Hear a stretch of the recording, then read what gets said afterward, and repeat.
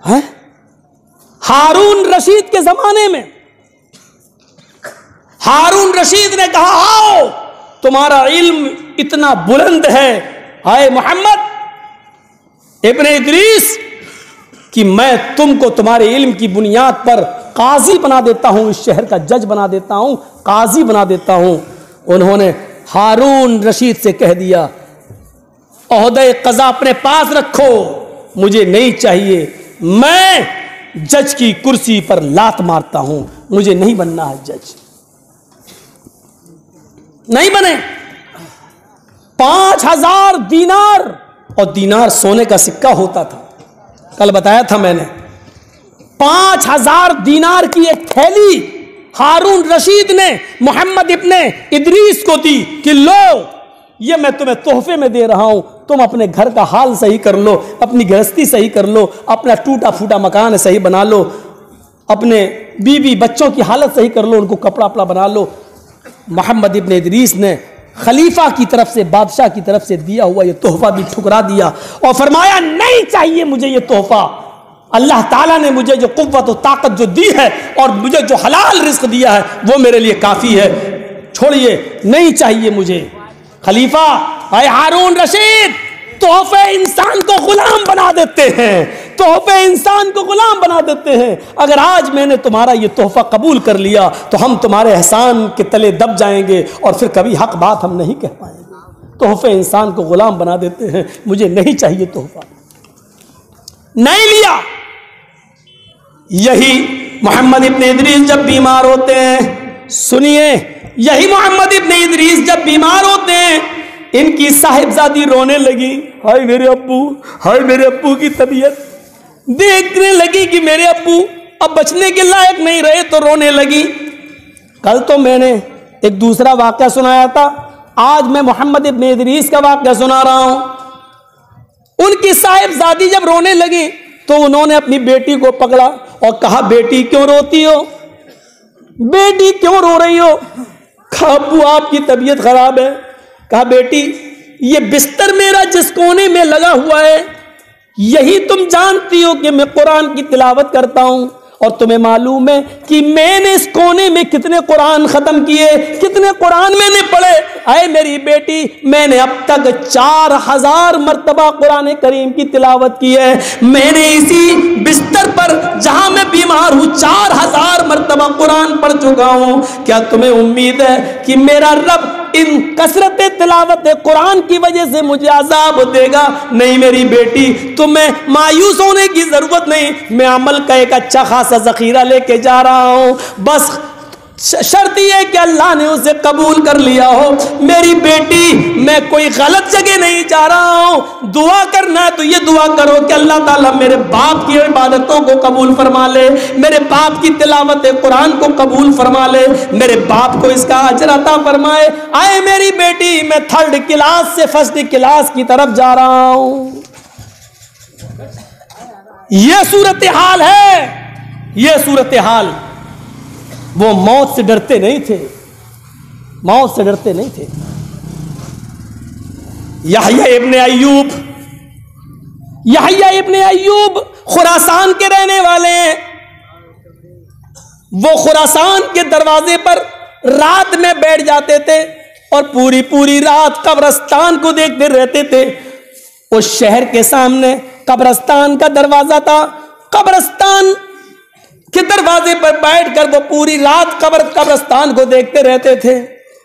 ایک دن یحییٰ ابن ایوب اپنے معمول کے مطابق خراسان کے دروازے پر بیٹھ گئے، وہاں سے قبرستان دکھائی دے رہا تھا اور قبرستان سے گزرنے والا ہر ایک آدمی آنے جانے والا دکھائی دے رہا تھا۔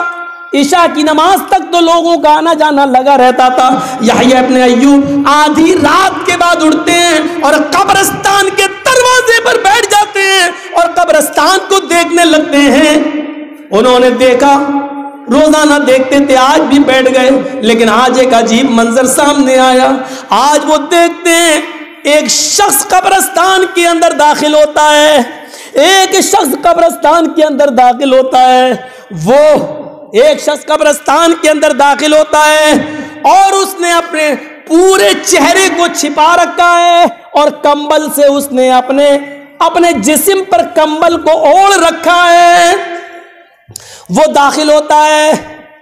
یحییٰ ابن ایوب کہتے ہیں یہ بڑا عجیب معاملہ ہے. دیکھوں یہ کیا کر رہا ہے. اندھیرے میں ان کو تو قبرستان کا ایک آدمی دکھائی دے رہا ہے, لیکن قبرستان میں کمبل سے لپٹا ہوا وہ آدمی یحییٰ ابن ایوب کو نہیں دیکھ پا رہا ہے. وہ کبھی اس قبر پہ جاتا, پھر اس سے ہٹ جاتا, دوسری قبر پہ جاتا, دوسری قبر سے ہٹتا ہے تو تیسری قبر پہ جا کے بیٹھ جاتا, وہاں کچھ دیر روتا, پھر اٹھتا, پھر چوتھی قبر, پانچویں قبر کے پاس جاتا اور جس پھوٹی ہوئی قبر کو دیکھتا, جس ٹوٹی ہوئی اور پھوٹی ہوئی قبر کو دیکھتا, وہیں جا کر رونے لگتا اور بیٹھ جاتا, خوب روتا. یحییٰ ابن ایوب کہتے ہیں کہ میں نے ہمت کی کہ چلیں دیکھیں یہ کون آدمی ہے جو بار بار کسی قبر کے پاس جا کر بیٹھ جاتا اور روتا ہے, اس کے پاس جاؤں اور عبرت حاصل کروں. یحییٰ ابن ایوب کہتے ہیں کہ میں اس کے قریب گیا. جیسے ہی میں اس کے قریب گیا وہ رو رہا تھا, میں نے پیچھے سے اس کی پیٹھ پر ہلکے سے ہاتھ مارا.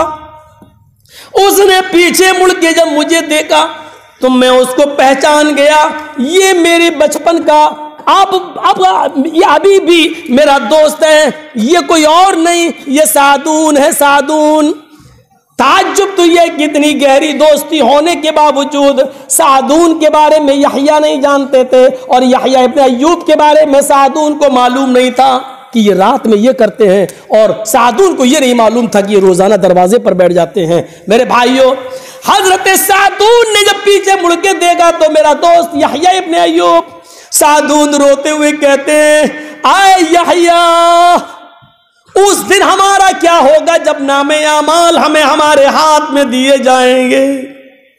آئے یحییٰ, اس دن رونے سے بہتر ہے مردوں کی حالت دیکھ کر, ان مردوں کی ہڈیوں کو دیکھ کر اس دنیا میں رو لیا جائے اور اپنے گناہوں کی معافی تلافی کر لی جائے. یہ آج کا رونا اس دن کے رونے سے زیادہ بہتر ہوگا. آئے یحییٰ, آؤ ہم سب روئیں. اس دن کیا ہوگا جب صحیفے کھولے جائیں گے اور نام اعمال ہمارے سامنے پیش کر دیے جائیں گے. یحییٰ ابن ایوب نے اس کی بات سنی تو اتنا روئے, اتنا روئے, اتنا روئے کہ بے ہوش ہو کر زمین کے اوپر گر گئے. سعدون جو چادر اوڑے ہوئے تھے, اس چادر کے کونے سے ان کی پیشانی کو سہلاتے رہے, ان کا پسینہ پوچھتے رہے, پانی کے چھینٹے مارتے رہے.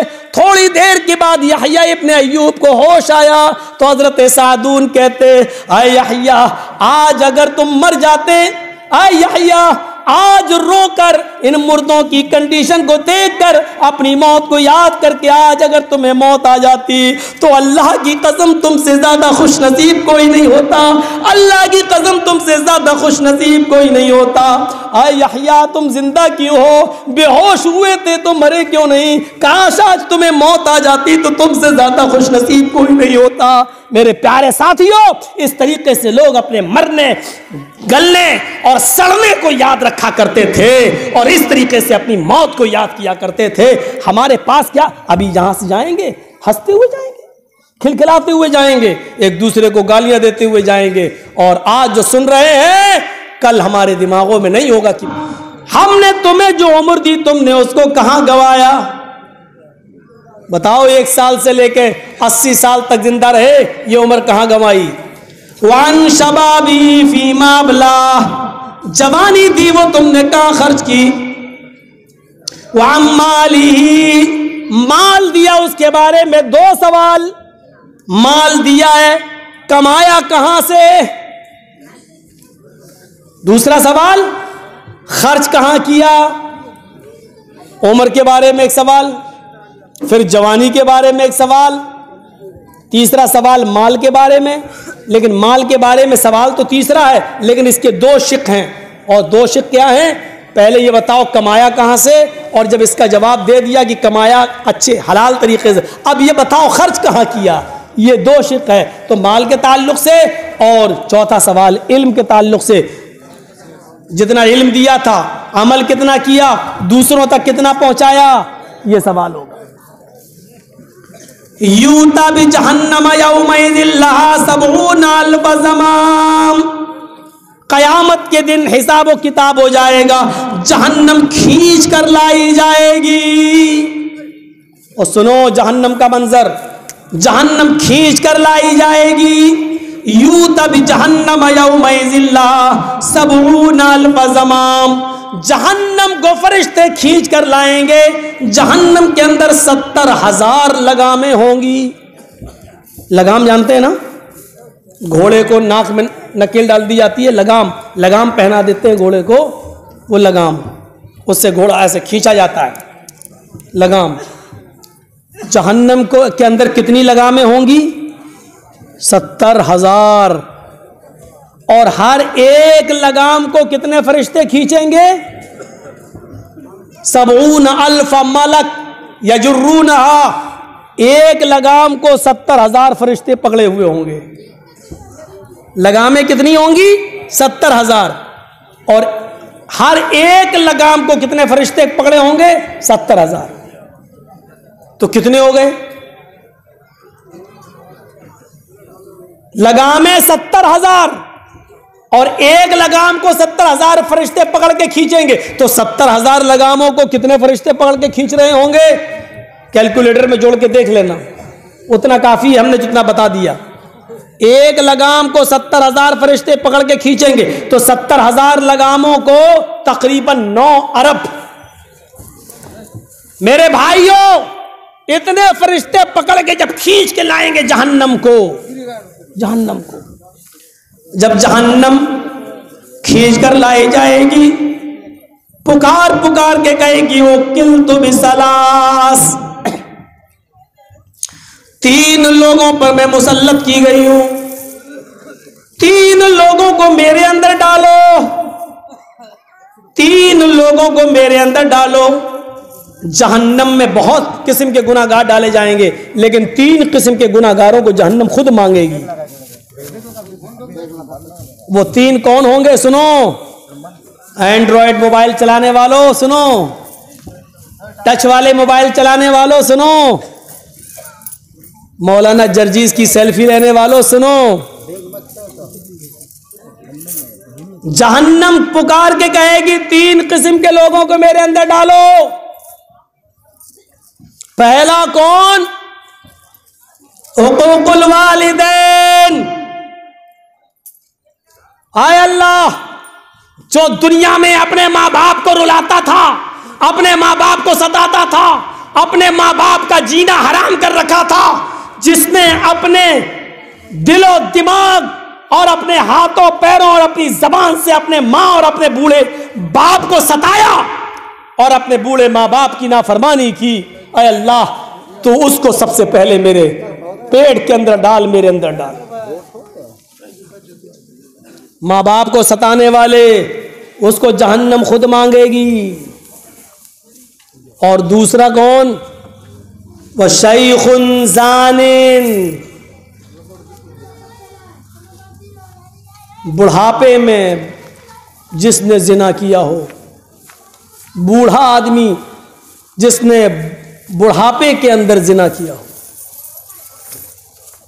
اس کا یہ مطلب نہیں کہ نوجوان معاف کر دیے گئے، نہیں، وہ ان کو سزا ہے، لیکن بوڑھے آدمی کو جب اس کے بڑھاپے میں حرص کم ہو جاتی ہے، شہوت ختم ہونے لگتی ہے، یہ اس بڑھاپے کے اندر بھی کسی کی ماں بہن بیٹی پر غلط نظر ڈالا اور اس نے اس کی عزت و آبرو کو چھلنی کیا ہے، تو ایسا بوڑھا آدمی جس نے اپنے بڑھاپے کا میں قبر میں پیر لٹکے ہوئے ہیں، اس کے باوجود اس نے پرواہ نہیں کی اور اس میں زنا کیا، اس بوڑھے آدمی کو جہنم مانگے گی۔ اے اللہ، اس بوڑھے آدمی کو، اس بوڑھے زناکار کو بھی تو جہنم کے اندر ڈال۔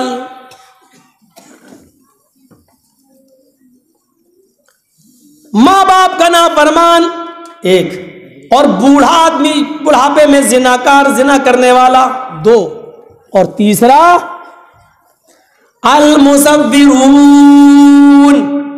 جانداروں کی فوٹو کھینچنے والا، جانداروں کی تصویریں بنانے والا۔ آئے اللہ، ان مصوروں کو، ان تصویر بنانے والوں کو بھی جہنم کے اندر ڈال۔ اب وہ ایک لمبی بحث ہے، مولانا صاحب جب تصویر حرام ہے تو آپ اپنی تقریر کیوں بنواتے ہیں، اپنی ویڈیو کیوں بنواتے ہیں، اور اپنی کسی حد تک شرعی کام جہاں دین پھیل رہا ہو اس کی اجازت دی جا سکتی ہے، لیکن اتنا ناجائز استعمال نہیں کہ مولانا صاحب ہماری دکان پہ آئے ہیں تو ایک سیلفی دے دیجیے۔ اب دوستوں میں شیئر ہو رہی، دیکھو مولانا صاحب ہماری دکان پہ آئے تھے، اچھا ہمیں کیوں نہیں بلایا، ہم بھی چائے پی لیتے تمہاری دکان پہ، ہم بھی مصافحہ کر لیتے۔ اتنی اجازت نہیں ہے شریعت کے اندر کہ آؤ سیلفی پہ سیلفی لیتے رہو،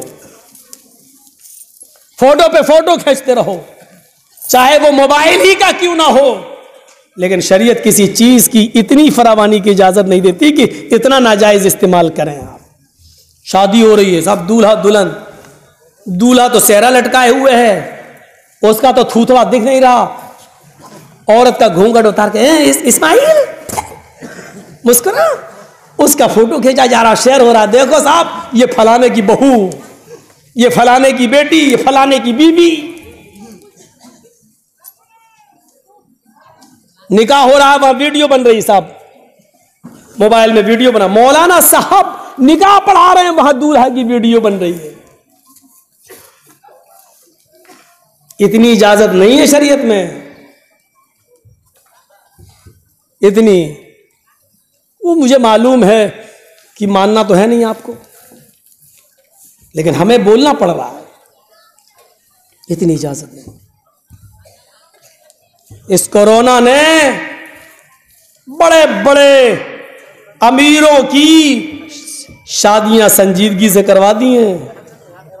ہمارے علاقے میں آئیے، 4-5 آدمی ہی گئے اور شادی ہو گئی، ودا کرا کے لے آئے۔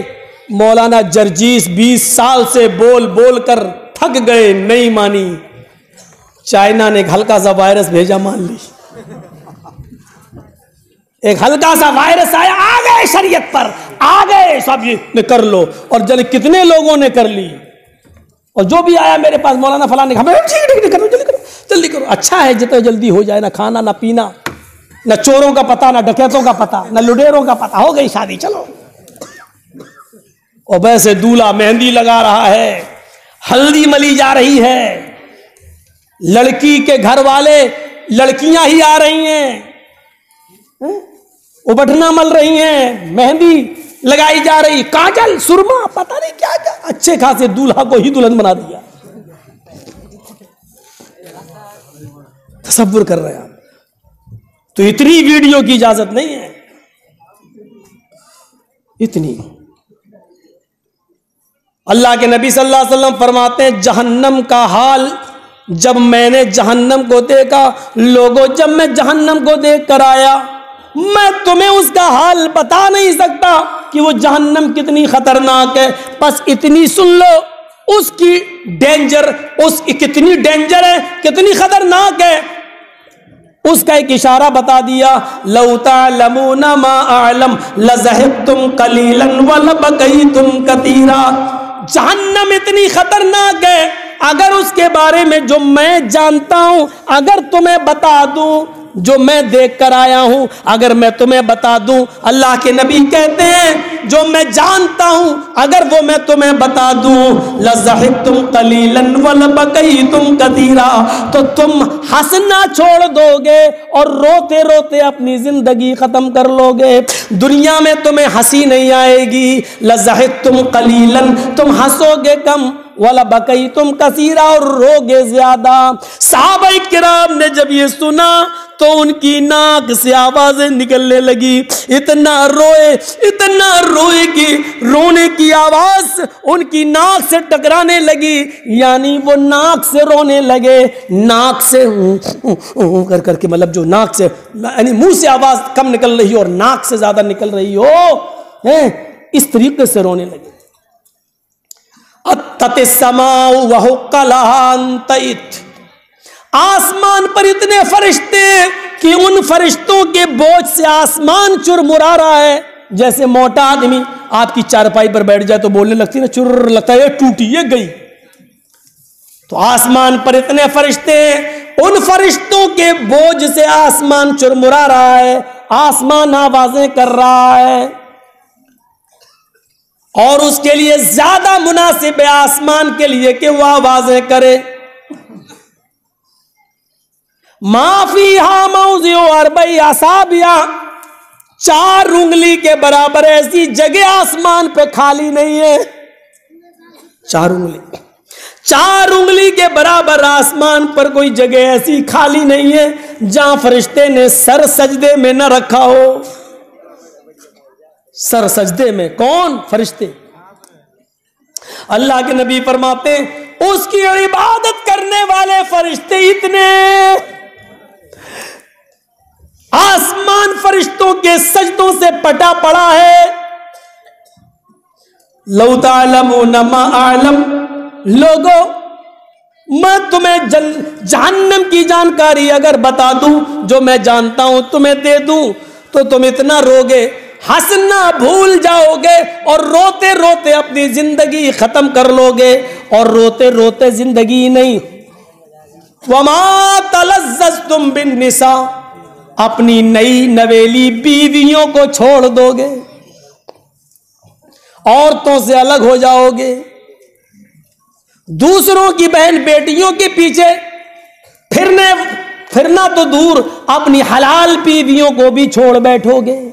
اگر جہنم کی خبر بتا دی جائے، اس کے عذاب کے بارے میں بتا دیا جائے، تو تم اپنی جوان بیویوں کو بھی چھوڑ دو گے، ان سے راتوں میں ملنا ترک کر دو گے، ان سے لذت انجوائے لینا بند کر دو گے۔ وَلَخَرَجْتُمْ إِلَى الصُّعُودَاتِ، اپنی بیویوں کو اپنے گھروں پر، اپنے بستروں پہ چھوڑ کے تم جنگلوں میں چلے جاؤ گے۔ تَجَرُونَ إِلَى اللَّهِ، اللہ کی پناہ مانگتے مانگتے، اس کی عبادت کرتے کرتے تم زندگی اپنی جنگلوں میں ختم کر لو گے۔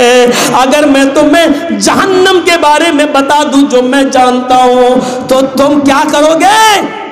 ہنسنا چھوڑ دو گے، روتے روتے زندگی ختم کر لو گے، اپنی جوان بیویوں کو اپنے گھروں میں چھوڑ دو گے، جنگلوں میں چلے جاؤ گے، لکڑیاں چبا چبا کر اور نماز پڑھ پڑھ کر عبادت کرتے کرتے جنگلوں میں ہی اپنی زندگی ختم کر لو گے، شہر کی طرف نہیں آؤ گے۔ اتنا تمہارے اندر ہیبت پیدا ہو جائے گی، اتنا ڈر پیدا ہو جائے گا۔ یہ جہنم کا نقشہ کھینچا ہے جناب محمد رسول اللہ صلی اللہ علیہ وسلم نے، جس جہنم سے ہم نڈر ہیں اور بے خوف ہیں، اور جس کی کوئی پرواہ نہیں کرتے ہم۔ کیسے کیسے سمجھایا، کیسے کیسے۔ عید کا دن ہے، خطبہ دے رہے ہیں، پبلک زیادہ ہے، عورتیں پردے کے پیچھے بیٹھی ہوئی ہیں، ان تک آواز خطبے کی نہیں جا رہی ہے۔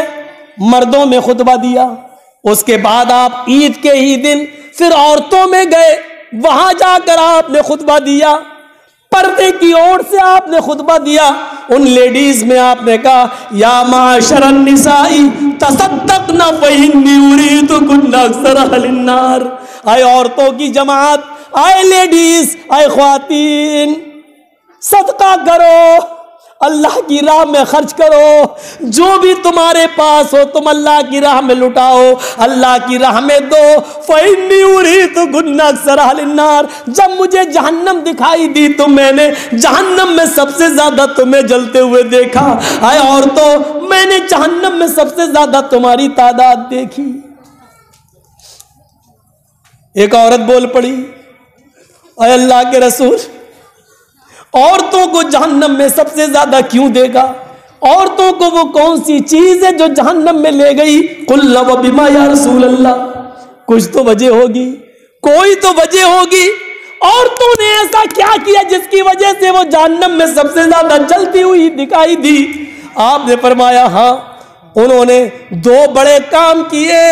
پہلا کام تو یہ ہے ان عورتوں کا کہ وہ، پہلا کام یہ ہے تکثرن اللعن وتکفرن العشیر، یہ 2 کام ہیں ان کے۔ تکثرن اللعن، وہ لعن و طعن زیادہ کرتی ہیں، ایک دوسرے کی برائیاں زیادہ کرتی ہیں، ایک دوسرے کی غیبت زیادہ کرتی ہیں۔ دو چار پانچ عورتیں جہاں بیٹھ جائیں پورے محلے کی عورتوں کی کہانیاں وہاں بیان ہوتی ہیں. 5 عورتیں آپ بٹھا لو اور پورے محلے کی عورتوں کی جاسوسی لے لو, آپ کو پتا چل, آپ کو نہیں معلوم ہوگا 5 عورتیں پورے محلے کی عورتوں کا اٹھنا بیٹھنا لیٹنا سونا جاگنا سب کچھ بتا دیں گی, یہاں تک کہ ان کے پیشاب و پائخانے کی ٹائم بھی بتا دیں گی اتنے بجے. تو سرنلان تم لان و تان زیادہ کرتی ہو, ایک دوسرے کی غیبت اور چغلی زیادہ کرتی ہو, ایک دوسرے کی برائیاں تم زیادہ کرتی ہو. پہلی برائی یہ اور دوسری برائی وَتَكْفُرْنَ الْعَشِيرَ, اپنے شوہروں کی نافرمانی تم کرتی ہو, اپنے ہسبینڈ کی نافرمانی کرتی ہو. جب سے آئی ہوں تمہارے گھر میں کبھی خوشی نہیں ملی. پتہ نہیں یہ عورت کون سی خوشی چاہتی آج تک ہمیں پتہ نہیں چل پایا. ہمیں بھی تجربہ ہے, ہمیں بھی شادی کو 18-20 سالیں ہو گئی ہیں. یہ عورت کو خوشی کون سی چاہیے مولوی جرجیس نہیں سمجھ پائے. آپ سمجھ پائے کہ نہیں سمجھ پائے, اللہ بہتر جانے. کون سی خوشی اس کو چاہیے؟ ویسے بہت اچھا سب کچھ ٹھیک, لیکن ایک دن اگر کبھی اونچا نیچا ہو جائے. اب آپ کو یقین بتا, یہ 10 مہینے 8 مہینے گھر پہ ہم رہ لیے نا, تو کہتے ہیں یہ دھوبی کا گدھا گھر کا نہ گھاٹ کا, وہی صورت ہو گئی. پہلے جب 10-15 دن بعد تقریر کر کے باہر سے جب گھر جاتے تھے تو عزت ہوتی تھی, کیا پکے گا کیا کھاؤ گے, بنائے عزت. آدمی آیا شوہر دور سے آیا چلو, اور پوچھتی کب جائیں گے, روزانہ ڈیلی پوچھا جاتا تھا کیا پکے گا کیا. یہ 8 مہینوں کبھی دال پک گئی, کبھی آلو پک گیا, کبھی کدو پک گیا, کبھی یہ. ہم کیا کریں, جو پک گیا کھا لو. ساری عزت نکل گئی ہیکڑی. 8 مہینوں میں بہت کچھ تجربہ مل گیا. لیکن یہ گھر کا حال ہے, وہ تو سب کے ساتھ ہے. ہم آپ کے ساتھ بھی ہوا ہوگا, ہمارے ساتھ بھی ہوا, یہ کوئی بڑی بات. لیکن نبی اکرم نے کیا کہا, تکفرن العشیر, تم شوہروں کی نافرمانی زیادہ کرتی ہو. نافرمانی کیا ہوتی ہے کہ شوہر پیار سے اگر کوئی چیز دے رہا ہے, 5,000 مہینہ ملتا, 500 روپے کی چیز اٹھا لائے. یہ جب سے تمہارے گھر میں آئی ہوں کبھی خوشی نہیں دیکھی. یہ شوہر کو سب سے زیادہ ناگوار گزرتا ہے.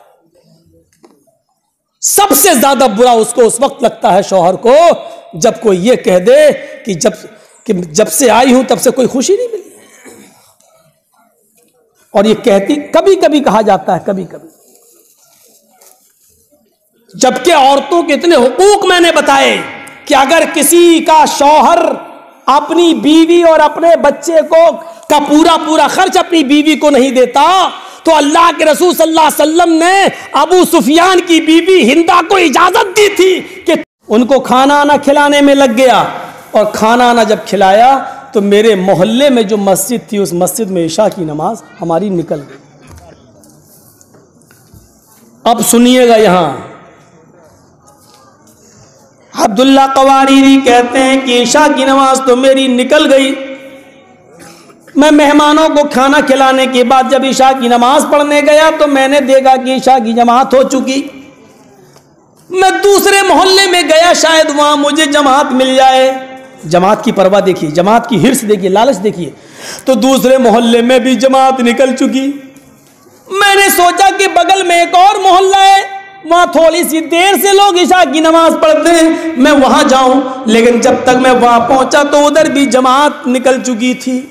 اب میرے پاس کوئی راستہ نہیں تھا, ساری جگہوں سے جماعت ہو گئی.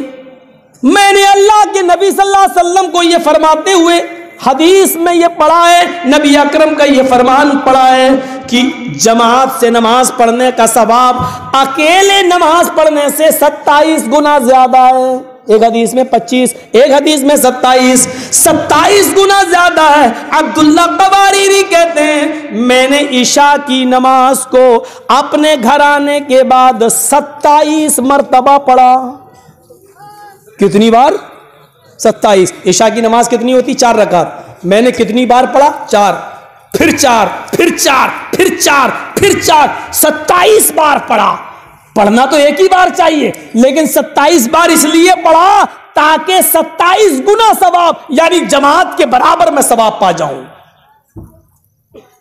میں نے عشاء کی اس 4 رکعت کو 27 بار پڑھا تاکہ مجھے جماعت کا ثواب مل جائے۔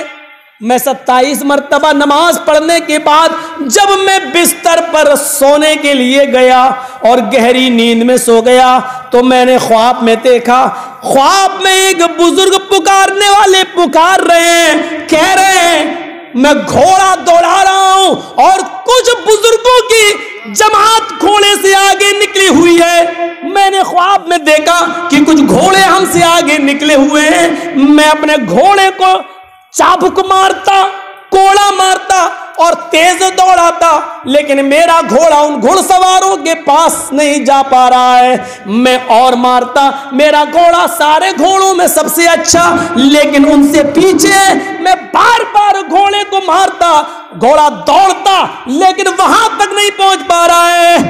ان بزرگوں نے، ان سفید پوش کپڑوں نے پیچھے مڑ کے مجھے دیکھا، کہنے لگے اے عبداللہ اپنے گھوڑے کو کیوں مارتے ہو، اپنے گھوڑے کو کیوں زور لگاتے ہو، مجھ سے یا میرے مقابلے میں آنے کی کوشش کیوں کرتے ہو؟ تم میرے مقابلے میں نہیں آ سکتے ہو، تم میرے پاس نہیں پہنچ سکتے ہو، تم میرے قریب نہیں آ سکتے ہو۔ چاہے کتنا اچھا گھوڑا ہو تمہارا اور چاہے کتنی اس کو زور لگا لو، لیکن تم میرا مقابلہ نہیں کر سکتے، میرے بغل میں بھی نہیں آ سکتے، مجھ سے آگے نکلنا تو دور، میرے پاس بھی نہیں پہنچ سکتے۔ میں نے پوچھا، عبداللہ کہتے ہیں میں نے پوچھا کیوں؟ تم سے اچھا ہے میرا گھوڑا، پھر ہم تم سے آگے کیوں نہیں نکل سکتے؟ تو وہ سارے گھڑ سوار پیچھے مڑ کے کہتے ہیں اے عبداللہ اس لیے تم ہمارے برابر نہیں آ سکتے کیونکہ ہم نے عشاء کی نماز جماعت کے ساتھ پڑھی ہے اور تم نے عشاء کی نماز جماعت کے ساتھ نہیں پڑھی۔ 27 مرتبہ اس نماز کو پڑھنے کے باوجود بھی میرے بھائیوں وہ مقام و مرتبہ نہیں مل سکا جو جماعت کے ساتھ نماز پڑھنے والے کو ملتا ہے۔ اور جبکہ یہ نماز ایسے نہیں نکلی تھی، مہمانوں کو کھانا کھلاتے وقت نکل گئی تھی کہ چلو ہوتا ہے، آج کل تو گیس چل رہے ہیں، بجلی والے چولہے جل رہے ہیں، کھانا جلدی بن جاتا ہے، اس زمانے میں تو لکڑیاں بھی لے کے آؤ، چولہا بھی جلاؤ، اور پھر مہمانوں کا اندازہ بھی نہیں لگ پاتا ہے اتنے مہمان کتنا بنے گا، کتنا ان کو کھلانے میں ہے، اور بیوی کے کھانا بنانے میں تھوڑی دیر ہو گئی، اس لیے مہمان نوازی بھی ضروری تھی، مہمان نوازی میں لگ گئے اور عشاء کی نماز کی جماعت چھوٹ گئی۔ پھر انہوں نے 27 بار پڑھا، پھر بھی اس مقام کو نہیں پہنچ پائے۔ ہم لوگ بس سوچو، سنائے اس لیے جاتے ہیں تاکہ سوچیں۔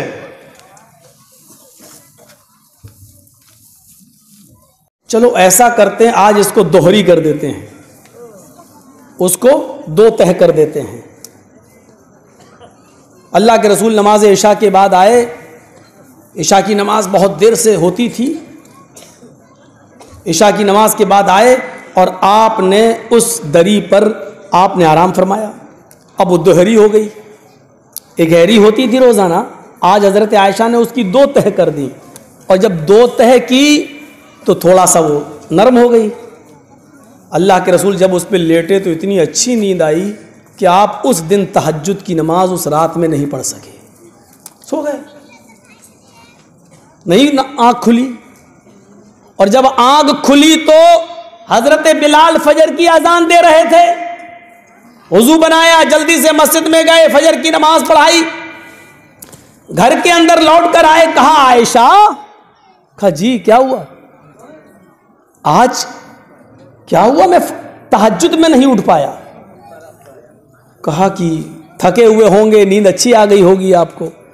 کہا نہیں، بستر میں کچھ ضرور ہے، تم نے کیا کچھ اور بچھایا تھا بستر کے نیچے؟ کہا نہیں، جو دری بچھاتی ہوں وہی بچھائی تھی۔ کہا نہیں نہیں نہیں، اگر اسی طرح بچھائی ہوتی تو ضرور میری آنکھ کھلتی۔ کہا اللہ کے رسول دری وہی ہے، لیکن فرق اتنا ہے کہ میں نے اس پر لیٹ کر دیکھا تو مجھے بے چینی ہو رہی تھی، میں نے سوچا کہ آپ کیسے لیٹتے ہوں گے اس دری کے اوپر. میں نے اس دری کو جو اکہری ہوتی تھی میں نے دوہری کر دی تاکہ آپ کو آرام سے نیند آ جائے. فرمایا عائشہ آئندہ دری ویسے ہی بچھانا جیسے پہلے بچھایا کرتی تھی. محمد کو اتنا آرام نہیں چاہیے جو تہجد سے اس کو غافل کر دے اور مجھے میرے رب سے دور کر دے.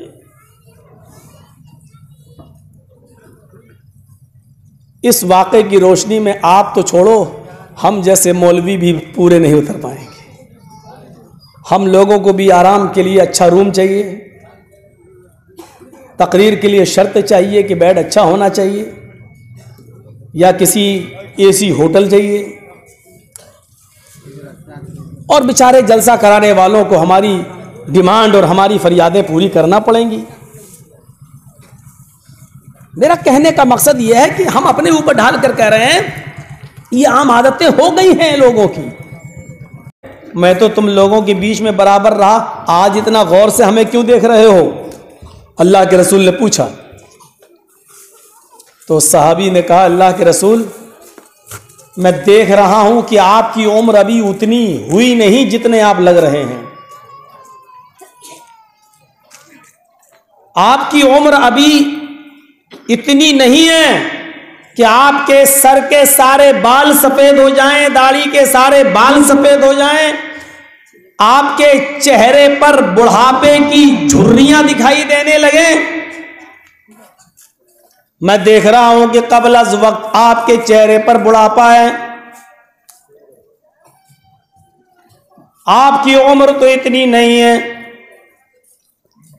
پھر یہ بڑھاپے کے آثار کیسے نظر آ رہے ہیں؟ ہم سے کوئی پوچھے کہ ایسا کیوں ہو رہا بھائی, تو ہم لوگ کیا جواب دیں گے؟ ارے صاحب ہم سے عمر کے بارے میں پوچھ رہے ہو, اتنے تو لگتے نہیں ہو, پھر بال کیسے سفید؟ 4 جوان بیٹیوں کا ٹینشن ہے, ان کے جہیز کی فکر ہے, کاروبار چل نہیں رہا ہے, بند پڑا ہے. ایک بیٹی میری 22 سال کی, دوسری 20 سال کی, تیسری 18, جوان ایک پہ ایک, اور پھر پوچھ رہے ہو کہ سکون کیوں نہیں ہے, ٹینشن, بال سفید کیوں ہو گئے؟ مجھے ٹینشنوں نے مار دیا. ہمارا جواب یہی ہوگا. اللہ کے نبی صلی اللہ علیہ وسلم سے پوچھا گیا کہ آپ کے اوپر بڑھاپے کے آثار قبل از وقت کیسے, ٹائم سے پہلے بڑھاپا کیسے نظر آ رہا ہے؟ آپ کے چہرے پر بڑھاپے کی جھریاں کیوں نظر آ رہی ہیں؟ آپ کے چہرے پر, سر پر بال اتنی جلدی سفید کیسے ہو گئے ہیں؟ آپ کو اتنی جلدی بڑھاپا کیسے لائق ہو گیا ہے؟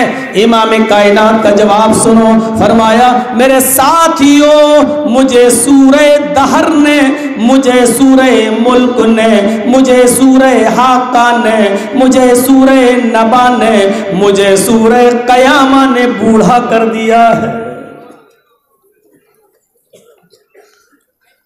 ان صورتوں میں قیامت کا جو دردناک منظر بیان کیا گیا ہے, قیامت کی جو ہولناکی بیان کی گئی ہے, اس قیامت کی ہولناک منظر کو پڑھنے, سننے اور سمجھنے کے بعد میرے اوپر یہ بڑھاپا آیا ہے. مجھے سورہ دہر نے, سورہ ملک نے, سورہ نبا نے, سورہ قیامہ نے مجھے بوڑھا کر دیا ہے. یہ نبی اکرم کا جواب تھا.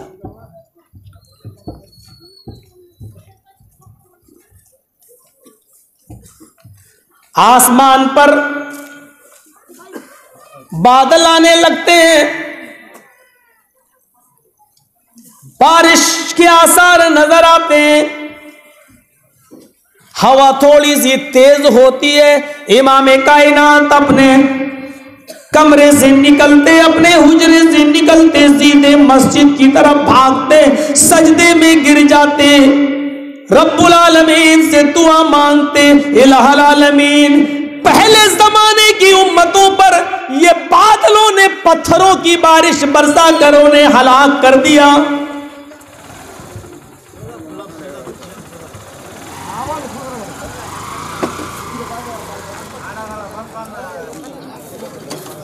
ادھر سے بند ہونا چاہیے, ادھر سے بند ہونا چاہیے.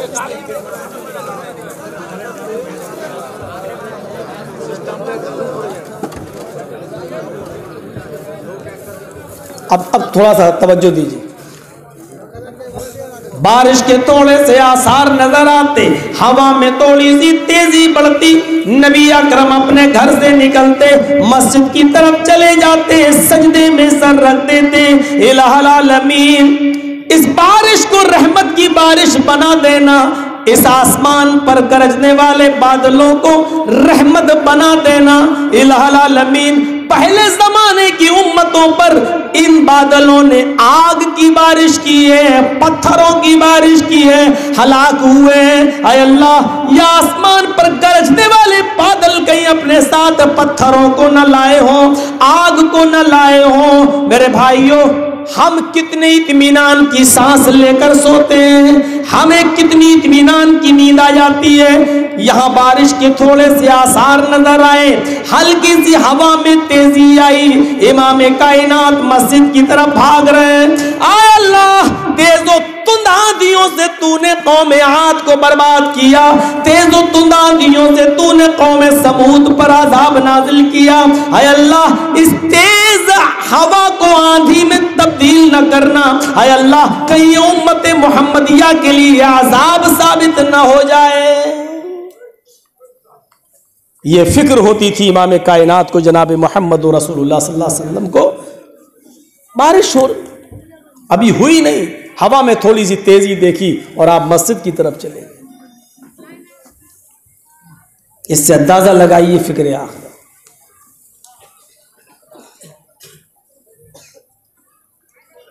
اللہ تعالیٰ نے نبی اکرم سے فرمایا وَالضُّحَىٰ وَاللَّيْلِ إِذَا سَجَىٰ مَا وَدَّعَكَ رَبُّكَ وَمَا قَلَىٰ وَلَلْآخِرَةُ خَيْرٌ لَكَ مِنَ الْأُولَىٰ.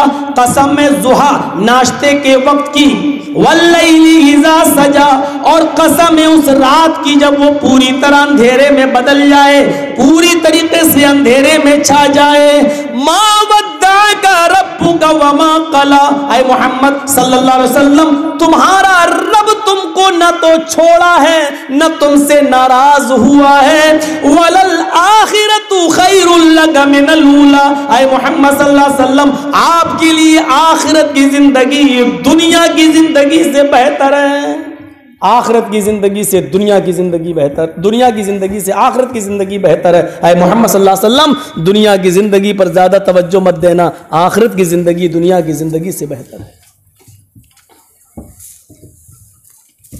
چٹائی پر سو رہے ہیں, سو کر اٹھتے ہیں, پیٹھ پر نشان پڑ گیا. وقد اثر فی جنبی, پیٹھ پر نشان. ننگی پیٹھ پہ جب سوئیں گے, یہ بنیائن ہمارے ہاں چل رہی ہے نا گنجی, کوٹھاری کی اور فلانے پھلا کون کون سی کمپنیوں کی, اس زمانے میں کہاں تھیں. چٹائی پر سو گئے, سو کر اٹھ رہے ہیں تو صحابہ نے دیکھا نشان پڑ گیا. نشان اوف, کس کو؟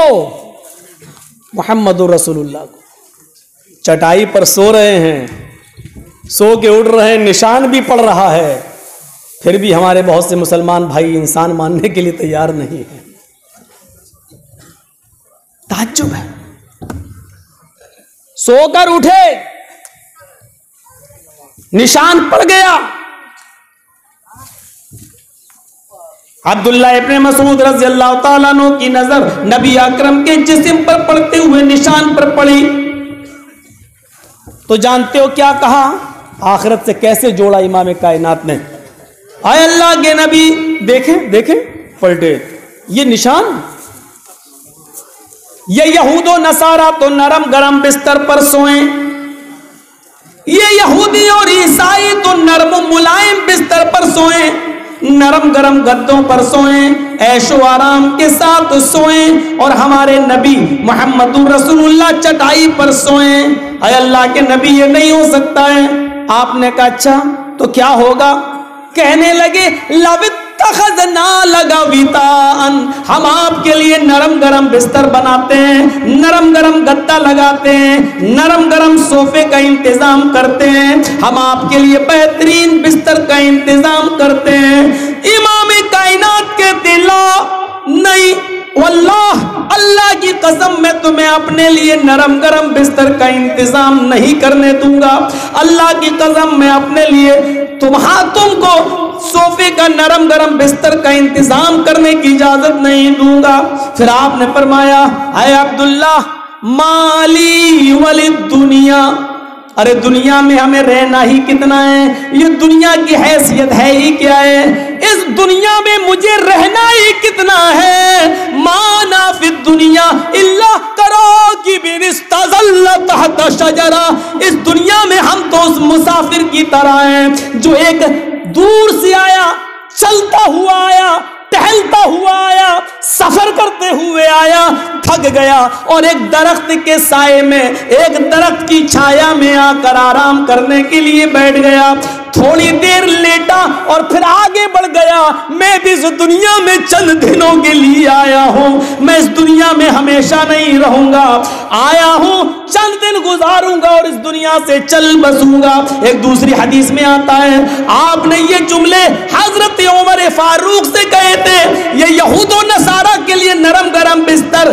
یہ اس دنیا میں ہے، لہم فی الدنیا ولنا فی الآخرہ، ہمارے لیے تو آخرت میں بنائے گئے ہیں، ہمیں اس دنیا میں کیا سروکار ہے، ہمیشہ آخرت سے جوڑا ہے، ہمیشہ آخرت سے جوڑا ہے۔ اور صحابہ کرام کہہ رہے ہیں نرم گرم بستر، تو اللہ کے رسول کا جواب یہ تھا نہیں، ہمیں اس دنیا میں ہمیشہ تھوڑی رہنا ہے، جیسے مسافر چند دن رہتا ہے، تھوڑی دیر ٹھہرتا اور سستاتا اور آگے بڑھ جاتا ہے، ہم بھی اس دنیا میں چند دن کے لیے آئے اور آگے بڑھ جائیں گے۔